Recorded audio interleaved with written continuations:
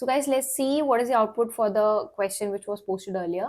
I specifically gave this question so that your concept of blocking and non-blocking statements get cleared up.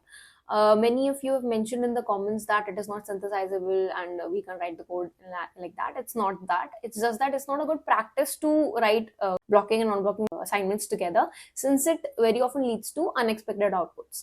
But it is very much synthesizable, and I'll show you the hardware output towards the end. So let's see how the truth table will look like, right? So we have Q1, Q2, Q3, Q4, Q5, Q6, Q7 and Q8. Okay. So let's take Q1 as Q6 as 1 and all the rest of them as 0. So we have all zeros. So now in the next clock cycle, next pause of the clock, Q1 will be assigned Q7, but it will be assigned at the starting of the simulation. Till now, my Q6 value is not assigned to Q7, since this is a non-blocking statement, and it will happen at the end of the simulation. So Q1 will get the previous value of Q7, that is 0.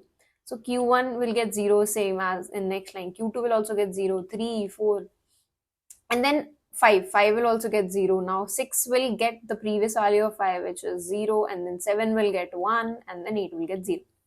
Now in the next cycle, we'll see Q1 now will get the previous value of Q7, that is my 1. So in this particular cycle, like the cycle 3, third cycle, we'll get Q1 value as 1, Q2 as 1, Q3 as 1, Q4 as 1. Q5 we'll see at the end. Now for Q6 will get the previous value of Q5, so that is 0, Q7 it will get 0, and Q8 will get the previous value of Q7, that is 1. So now what will happen to Q5? See, now once my Q1 is this line 1, 2, 3, 4 is executed, so my Q4 is already assigned the value of 1 at the starting of the simulation, and my Q5 will get the value of Q4 at the end of the simulation, so that will be the updated value. So we will get Q1 at the place of Q5. So right, so this is the tricky part. This was the tricky part, which maybe many of you would have been confused. So now in the next cycle, we'll see Q6 as 1, Q7, in the next cycle, we'll see 0, 0, 0, 0, and then 0, 1, 0, which is repeating the first pattern.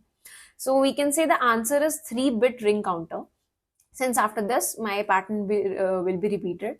So now we can see the hardware also. So hardware wise, if you see, this will be the hardware. So as you can see, in the same cycle when the Q7 is going high, Q1, Q2, Q3, Q4 is not going high. So that means it is not a wire, right? So we'll have a flop, and then this is how it is. We'll have this thing, Q7 will go to all these flops as Q2, Q3, Q4, Q5. Also, it will go to Q5 because as you can see, in the every pause of the clock, we're getting the updated value of Q4. So that's why we have a direct connection from Q7 to Q5.